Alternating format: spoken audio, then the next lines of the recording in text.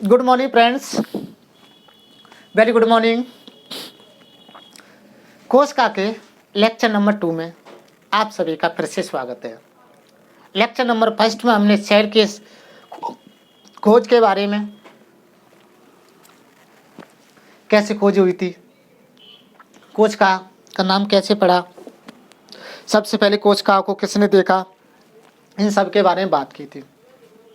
अब जैसा लिखा हुआ है कोशिका सिद्धांत, इसके बारे में बात करते हैं।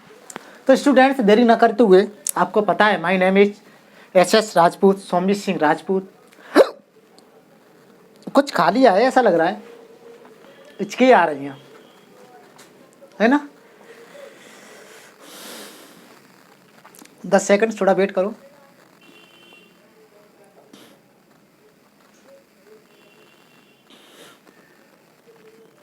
यस, तो टुडे कोशिका सिद्धांत सेल थ्योरी पर बात करेंगे।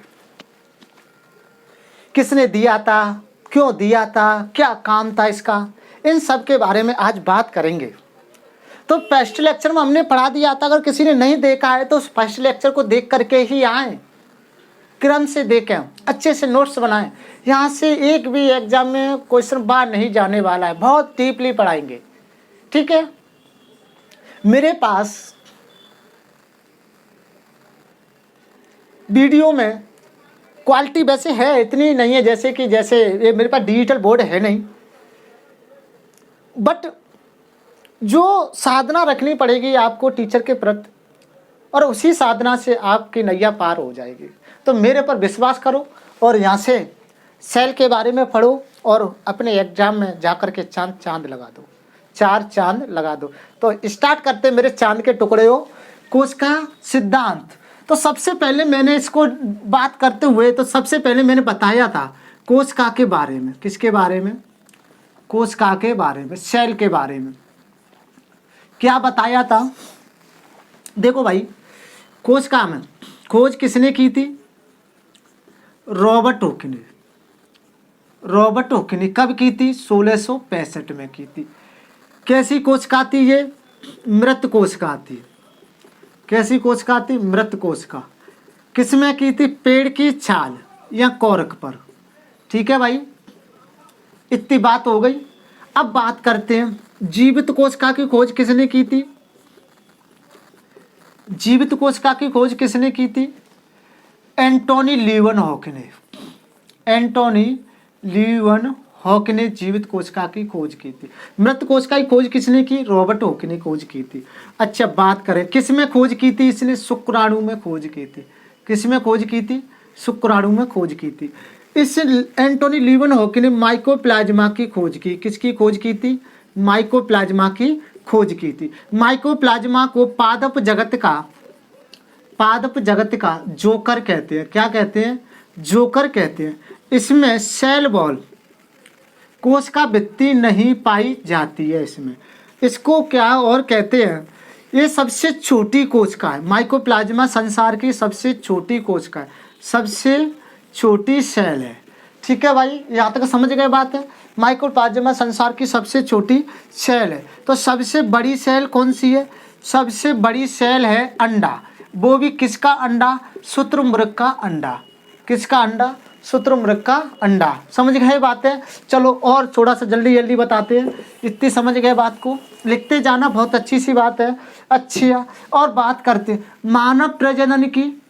मानव प्रजनन की सबसे बड़ी कोशिका, सबसे बड़ी कोशिका कौन सी है? अंडाणु, जो कि स्त्रियों में पाया जाता है। मानव शरीर की सबसे छोटी कोशिका किसकी है भाई?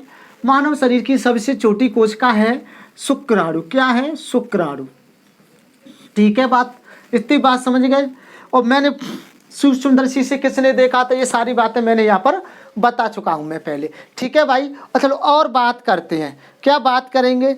चलो ठीक है। अब कहेंगे कि एंटोनी लीवनहॉक को किसका माइक्रोबायोलॉजी का पिता कहते हैं? माइक्रोबायोलॉजी का पिता कहते हैं, ठीक है भाई, पिता कहते हैं, ठीक है भाई, बहुत बढ़िया। चलो बात करते अब आगे। फिर इसके हमने यहाँ तक पढ़ा दिया था, थोड़ा सा ज़्यादा पढ़ाया था। अब बात करेंगे हम किसकी, कोशिका सिद्धांत की। तो सेल थ्योरी की बात करते हैं। चलो यहाँ से प्रेस कर दे इसको, बहुत बढ़िया कर देते हैं। कम्मा गड़ी भाई, कैसे हो सभी, अच्छे हो? Good morning, good morning. चलो क्या बात कर रहे हो, चिड़िया खा रहे हो इधर उधर? ना, चिड़िया मत खाओ। चिड़िया खाने का मतलब है इधर उधर डिस्टर्ब मत हो, सीधा focus on the board. Okay, चलो चलो चलो। किस्मत इतनी खराब नहीं है आपकी, है ना? चलो देखो भाई, कोशिका सिद्धांत, कोशिका सिद्धांत स्लाइडेन एवं स्वान ने दिया था। किसने दिया था? स्वान ने दिया। कब दयो भाई, कब दिया था? 1839 में दिया था। स्लाइडेन मैथिलीन, इसका पूरा नाम मैथिलीन स्लाइडेन वनस्पति वैज्ञानिक था। क्या था? वनस्पति वैज्ञानिक था। वनस्पति का वैज्ञानिक हो, ठीक है भाई, वैज्ञानिक था, ऐसे लिख लो, विज्ञान नहीं। किसका था? वनस्पति का वैज्ञानिक था। तो स्वान किसका था? स्वान जंतु वैज्ञानिक था। क्या था? एनिमल वैज्ञानिक, साइंटिस्ट था, जंतु वैज्ञानिक था। समझ गए बात है? अब बात कैसे समझेंगे कि स्वान को बोलते हैं कुत्ता, तो कहेंगे कि सर स्वान मीन्स कुत्ता होता है, तो कुत्ता जंतुओं में आता है, एनिमल में आता है। तो मैं सीधी सी बात कह सकूंगा कि जो स्वान था वो जंतु वैज्ञानिक था। मैथिलीन, जो मैथी है वो हरी है, तो मैथिलीन स्लाइडेन है वो किसका? वनस्पति वैज्ञानिक है। ठीक है भाई, दोनों में कोई डिफरेंट, समझ गए बातें? स्लाइडेन वनस्पति वैज्ञानिक है, स्वान जंतु वैज्ञानिक है। ठीक है भाई, चलो आगे बात करते हैं। बहुत बढ़िया। अब बात करेंगे इन्होंने क्या कहा था, इनके अनुसार क्या बात है। चलो बात करते हैं इनके अनुसार। इन्होंने कहा था कि सभी सजीवों का निर्माण सेल से हुआ है। किससे? सभी सजीवों का निर्माण किससे हुआ है? सेल से हुआ है। ठीक है भाई, कोशिका से हुआ है। सभी का निर्माण किससे हुआ है? सेल से हुआ है। जैसे कोशिका है, जैसे ईंट पर ईंट रखते हैं ना, ऐसे दीवार बनती है, इसी प्रकार से ये कोशिका है। क्या है जी? कोशिका, सेल। तो कहेंगे कि सभी कोशिकाओं का निर्माण सेल से होता, यानी कि सभी जीवों का निर्माण सेल से होता है। जिस प्रकार ईंट से दीवार का निर्माण होता है, ऐसे ही शरीर का निर्माण सेल से होता है। इतनी बात आपकी समझ में आ गई होगी। बिल्कुल बात समझ गए। तो चलो, और कुछ वैज्ञानिक हैं, कुछ हमारा एक महान वैज्ञानिक है। चलो यहाँ से समझ गए बात है। कोशिका सिद्धांत किसने दिया? स्लाइडेन स्वान ने दिया था। कब दिया था? 1839 में दिया था। स्लाइडेन वनस्पति वैज्ञानिक था, स्वान जंतु वैज्ञानिक था। इनके अनुसार उन्होंने कहा सभी सजीवों का निर्माण सेल से हुआ है। समझ गए बात है? सभी मनुष्य, यानी कि सभी का शरीर सेल से बना है। जिस प्रकार ईंटों से दीवार बनती है, उसी प्रकार सेल से क्या बनता है? शरीर बनता है। चलो बात करते हैं, कुछ ऐसी बात है, चलो देखते हैं। चलो, ऊतक है, ऊतक देखो, सेल है, सेल ऊतक बनाएंगे, ऊतक क्या बनाएंगे? अंग बनाएंगे, अंग क्या बनाएंगे? शरीर बनाते हैं। क्या बनाते हैं? शरीर बनाते हैं। ठीक है भाई, सेल किससे बनी है? सेल भी बनती है ऊर्जा से। किससे बनी है? ऊर्जा से। ऊर्जा भी किससे मिलकर बनती है? माइटोकॉन्ड्रिया से। इसके आगे पढ़ाएंगे। तो माइटोकॉन्ड्रिया में ऊर्जा बनेगी, ऊर्जा से सेल बनेंगे, सेल से ऊतक बनेंगे, ऊतक से अंग मिलेंगे, अंग से शरीर बनेगा। ठीक है भाई, तब पूरा कोशिकांग है जो क्लियर हो जाएगा। कोशिकांग यानी कोशिका में पाए जाने वाले अंग। ठीक है भाई, तो चलो इसकी बात तो अभी करेंगे, आगे करेंगे। चलो आगे बात करते हैं, प्रेस करें। एक विज्ञान रुडो बिरचो, अरे बिरचो साहब बड़े अच्छे आदमी हैं, मैं उनका बड़ा फैन हूँ। रुडो बिरचो, क्या नाम उनका? रुडोल्फ बिरचो। विर्चो, रुडोल्फ विर्चो बेचारे थे। इन्होंने 1855 में, कब? 1855 में क्या कहा? 1855 में कहा था, क्या कहा था इसने कहा था कि पूर्ववर्ती कोशिका से, पूर्ववर्ती कोशिका से नई सेल का निर्माण होता, सेल कोशिका से कहते हैं नई सेल का निर्माण होता है। किसने कहा था जी? रुडोल्फ विर्चो साहब ने कहा था जी। कि मानिक साहब मतलब कैसे कि एक सेल है ये, जब इस सेल का डिवाइडेशन हुआ, विभाजन हुआ, क्या हो गया इसका? यहाँ लिख देते हैं। कोई सेल है, मान लिया इस प्रकार से एक सेल है, जब इसका विभाजन हुआ तो एक सेल ये बन गई, सेल बन गई। देखिए एक सेल जो हो गई, ये भी सेल हो गई और ये भी सेल हो गई। जिस कोशिका का विभाजन हो रहा है उसको मात्र कोशिका बोलते हैं। क्या बोलते हैं? मात्र कोशिका, मात्र कोशिका यानी माता। और जिसका निर्माण हुआ है उसको पुत्री कोशिका बोलेंगे। तो ये दोनों कैसी हो गई? पुत्री कोशिका, पुत्री सेल। ठीक है बात? यानी कि इसने कहा था पूर्ववर्ती कोशिका, जो पूर्व है कि मात्र कोशिका, जब इसका विभाजन हुआ, काइनेसिस हुआ। काइनेसिस होता है कोशिका का विभाजन, काइनेसिस अभी आगे बताऊंगा। तो मात्र कोशिका का विभाजन हुआ तो उससे पुत्री कोशिका का निर्माण हुआ। तो इसका नियम बहुत अच्छा था। रुडोल्फ विर्चो साहब बहुत सही बात कह गए थे कि पूर्ववर्ती कोशिका से नई कोशिका का क्या होता है? निर्माण होता है। ठीक है भाई, चलो बहुत बढ़िया, इनकी बात समझ गए तो तुम रुडोल्फ साहब की। अच्छा बहुत बढ़िया। अरे राजा जी तो बहुत बढ़िया आदमी है हो। इसको किसका जनक कहते हैं? पैथोलॉजी का जनक कहते हैं। किसका? पैथोलॉजी का जनक कहते हैं इसको। विर्चो साहब को पैथोलॉजी का क्या कहते हैं? जनक कहते हैं विर्चो साहब को। बहुत बढ़िया, इतनी बात समझ गए तो। और इसका एक नई सेल इन्होंने बता दिया कि एक सेल विभाजन होकर के नई सेल का निर्माण करती है। इसने कोशिका को क्या कहा था? ओमिनोसेलो, ओमिनोसेलो ई सेलुला। देखो चलो मैं बता देता हूँ। ओमिनोसेलुला, ई सेलुला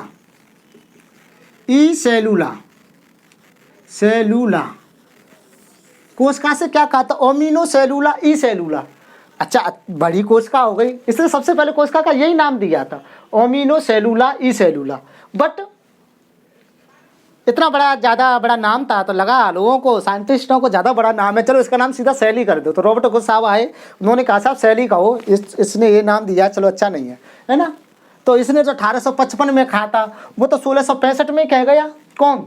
रॉबर्ट हुक को 1665 में खोज की थी कोशिका की, तो उसने सेल 1665 में कह दी थी। उसने सेला नाम दिया था, धीरे धीरे उसका नाम सेल हो गया। परंतु इसने तो 1855 में खाया इसको, तो इसकी बात को नेगलेक्ट कर दिया और उसी की बात को अपने ध्यान में रख करके बुकों में सेल नाम से ही जाना जाता है। ठीक है भाई, चलो बात इतनी बात समझ गए, बहुत बढ़िया समझ गए। तो देखो कुछ बातें और फैक्ट समझते हैं। चलो देखो, जो सेल विभाजित होती है उसे मात्र कोशिका कहते हैं। क्या कहते हैं?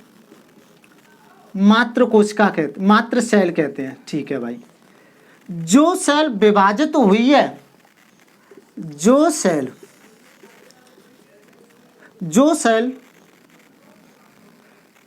विभाजन से बनी है, किससे? विभाजन से बनी है, उसे पुत्री सेल कहेंगे। क्या कहेंगे? पुत्री सेल कहेंगे। मात्र सेल जैसे जी विभाजित हुई है और विभाजन से ये बनी है, तो विभाजित हुई है उसको तो मात्र सेल कह रहे हैं, और जो किससे विभाजित होने से जो सेल बनी है उसको क्या कह रहे हैं? पुत्री सेल कह रहे हैं। ठीक है भाई, ये भी बात समझ गए आप, समझनी चाहिए आपके बात, है ना। अब बात करते हैं हम कोशिकांग की बात करेंगे। किसकी बात करेंगे? कोशिकांगों की बात करते हैं। चलो बात करें कोशिकांगों की। इतनी बात समझ गए। कोश का सिद्धांत किसने दिया? स्लाइडेन स्वान ने दिया था 1839 में। उन्होंने कहा था कि सभी सजीवों का शरीर कोशिका से मिलकर बना होता है। फिर उन्होंने कहा था, फिर इसके बाद उन्होंने इनके बाद रुड्डो ब्रिचो साहब आए, इन्होंने 1855 में कहा था पूर्ववर्ती कोशिका से नई सेल का निर्माण होता है। जैसे मातृ कोशिका जो विभाजित होती है वो मातृ कोशिका है, विभाजन से जो बनी होती है उसको पुत्री कोशिका कहते हैं। रुड्डो ब्रिचो साहब को पैथोलॉजी का जनक कहते हैं। किसका? पैथोलॉजी का जनक कहते हैं। उन्होंने ओमिनो सेलुला ई सेलुला कहा था सेल को, जो बता दी जो सेल्स विभाजित होती है उसको मातृ सेल कहते हैं, जो सेल विभाजन से बनी हुई है उसको पुत्री सेल कहते हैं। इतनी बात समझे कि नहीं समझे भाई? समझ गए होंगे, है ना। चलो आगे बात करते हैं। कोश का सिद्धांत। अब बात करेंगे कोशिकांग, कोशिका के अंग। किसके? कोशिका के अंग। ऑर्गेन ऑफ सेल, यानी कि कोशिका के अंग, कोशिका के अंग। ठीक है भाई, आपको पता है कोशिका में क्या क्या पाया जाता है? जैसे कोशिका भित्ति है, कोशिका झिल्ली है। देखो कोशिका भित्ति, कोशिका भित्ति, सेल वॉल, दूसरी कोशिका झिल्ली, कोशिका झिल्ली, सेल मेम्ब्रेन, सेल मेम्ब्रेन। केंद्रक के बारे में सी के अंदर केंद्रक आ जाएगा। इसके अंदर डीएनए आरएनए के बारे में पढ़ेंगे। न्यूक्लिक अम्ल के बारे में, डीऑक्सी न्यूक्लिक अम्ल, नाम लिख लो भाई नोट लगा के। डीएनए का पूरा नाम डीऑक्सी न्यूक्लिक अम्ल, डीऑक्सी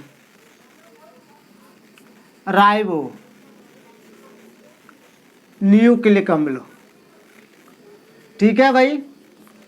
चलो आरएनए का भी लिख लो, न्यूक्लिक अम्ल, न्यूक्लिक अम्ल।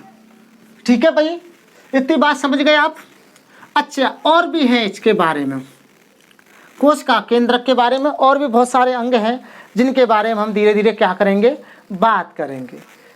केंद्रक के भाग के बारे में भी बात करेंगे, क्रोमेटिन के बारे में बात करेंगे। किसके बारे में? क्रोमेटिन के बारे में बात करेंगे, क्रोमेटिन के बारे में बात करेंगे। ठीक है भाई। इसके बाद कोश का विभाजन के बारे में बात करेंगे, अर्धसूत्री विभाजन, समसूत्री विभाजन। तो मेरे स्टूडेंट, कहने का मतलब ये है कि मैं यहाँ से अब स्टार्ट कर देता हूँ। क्या कर देता हूँ? स्टार्ट कर देता हूँ। तो फिर नेक्स्ट लेक्चर में अधूरी बात रह जाएगी। जैसे फर्स्ट लेक्चर में कोशिका के बारे में बता दिया, इस लेक्चर में मैंने कोशिका सिद्धांत के बारे में सब बता दिया। अब जो नेक्स्ट लेक्चर आएगा उसको कोशिका अंग, एक नेक्स्ट लेक्चर में इन्हीं के बारे में क्या करेंगे, बात करेंगे। समझ रहे हैं बातें आप?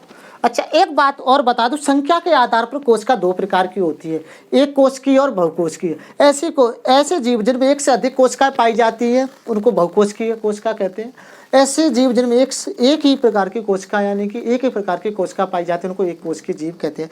बहुकोशिकीय में तो आपको पता है, जैसे मनुष्य, चूहा, बिल्ली, कुत्ता आते हैं।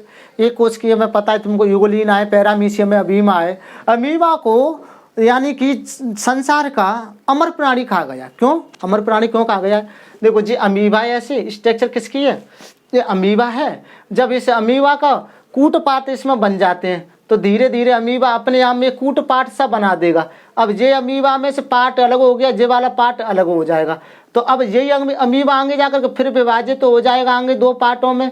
तो अब आगे विभाजित तो हो जाएगा, तो ये पार्ट अलग हो जाएगा, एक और अमीबा बन जाएगा। तो यानी कि जो मरता नहीं है, एक पीढ़ी चलती जाती है और अमीबा अलग होता जाता है। तो अमीबा को अमर प्राणी कहा जाता है। जैसे मनुष्य में डीएनए को अमर प्राणी कहा जाता है, डीऑक्सीराइबोन्यूक्लिक अम्ल को, तो उसी प्रकार अमीबा को भी क्या कहा जाता है, अमर प्राणी कहा जाता है। तो स्टूडेंट्स, बहुत हैं केंद्रका के बारे में, केंद्रका झिल्ली के बारे में बात आगे करेंगे। इससे फिर जाते जाते इसका रिवीजन करा दें।